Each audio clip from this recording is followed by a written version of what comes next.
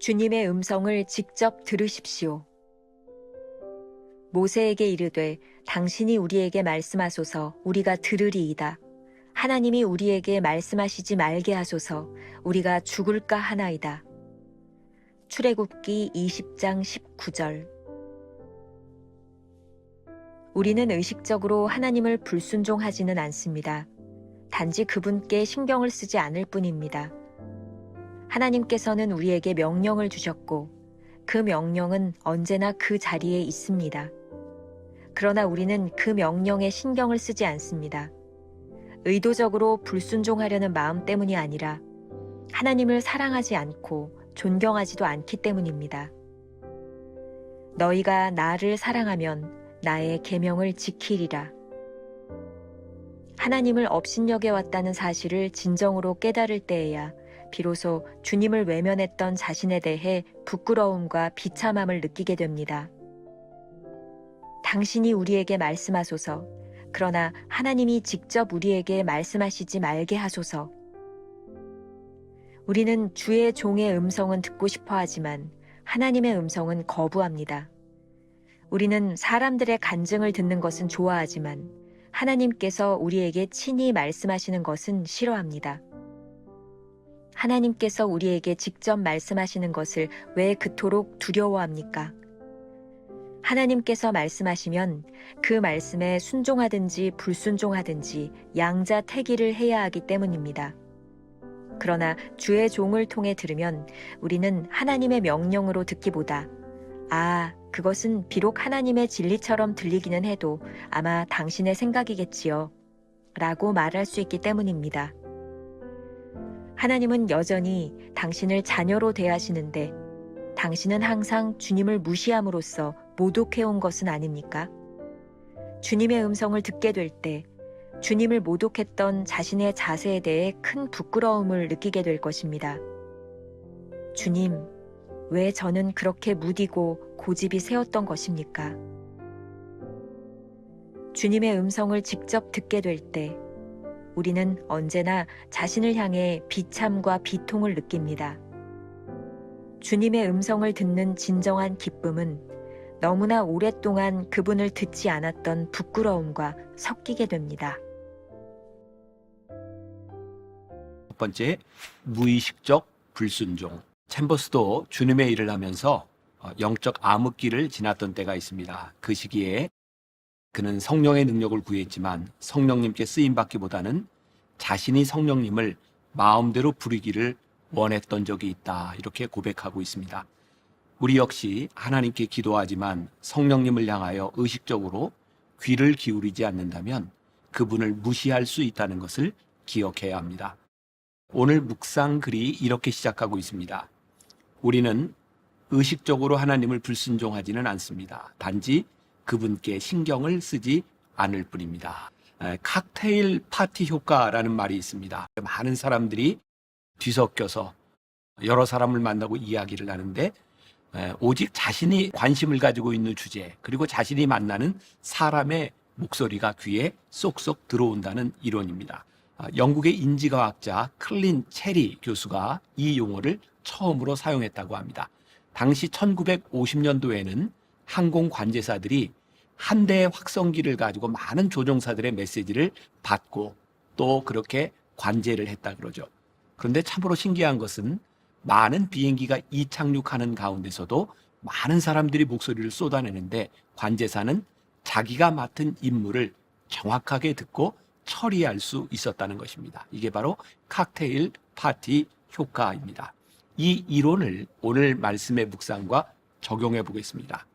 우리가 하나님의 음성을 듣지 못하는 이유는 하나님께 집중하고 있기 때문은 아닐까요? 요한복음 14장 15절에 보면 너희가 나를 사랑하면 나의 계명을 지키리라는 말씀이 있습니다. 하나님의 계명이 갑자기 툭 튀어나와서 제자들 앞에 나온 것이 아닙니다. 여전히 그들과 있었던 그 말씀, 하나님의 말씀을 오늘 우리가 지키느냐 지키지 않느냐에 대한 문제라는 것이죠. 하나님께서 주신 명령은 늘 우리와 함께 있습니다. 문제는 의도적으로 불순종하는 것이 아니라 하나님을 신경 쓰지 않으므로 하나님의 말씀을 존중하지 못하기 때문에 지키지 못한다는 것을 기억해야 합니다. 하나님의 음성을 듣지 못하고 살아가고 있다면 하나님을 신경 쓰지 않고 살아간다는 증거입니다. 두 번째 주제, 음성을 직접 들어야 하는 이유. 오늘 본문 말씀이 아주 흥미롭습니다. 출애굽기 20장은 모세가 시내산에서 하나님의 음성을 듣고 자기가 들은 율법을 백성들에게 전하는 장면입니다. 백성들이 원하는 것은 하나님의 음성을 직접 듣는 것이 아니라 모세를 통해서 듣는 것이었습니다. 그런데 가만히 생각해 보면 오늘날 우리 크리스찬들의 태도도 별반 다르지 않는 것 같습니다. 왜 우리는 하나님의 음성을 직접 들으려 하지 아니하고 또 하나님의 음성 듣는 것을 두려워할까요? 챔버스가 이렇게 말을 합니다. 우리는 사람들의 간증을 듣는 것은 좋아하지만 하나님께서 우리에게 친히 말씀하시는 것을 싫어합니다.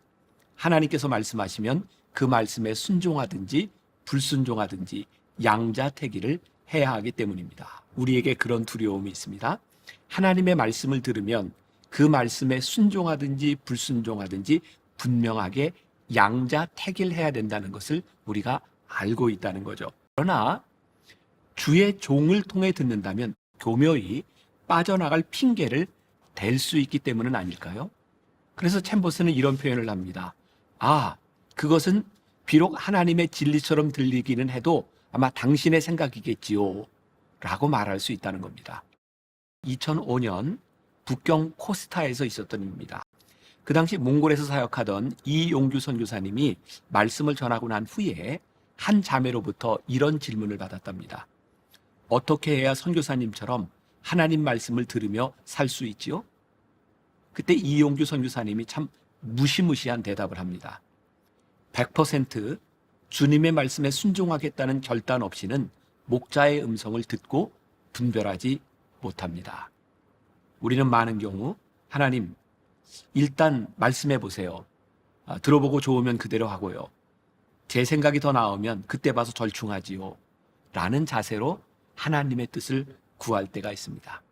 말씀에 순종할 준비가 되어 있지 않으면 하나님의 음성을 들어도 듣지 못할 수 있다는 생각을 하게 됩니다.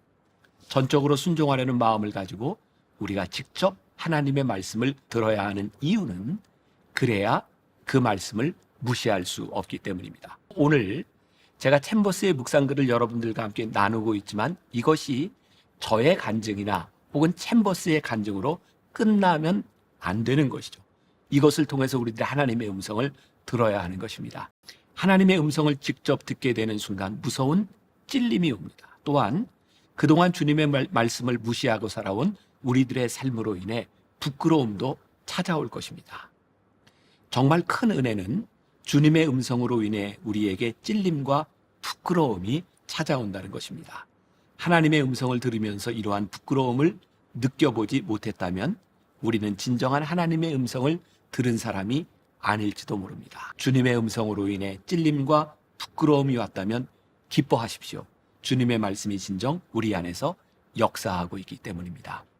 하나님의 음성으로 인하여 우리 안에 부끄러워하는 마음이 들었다면 기뻐하십시오.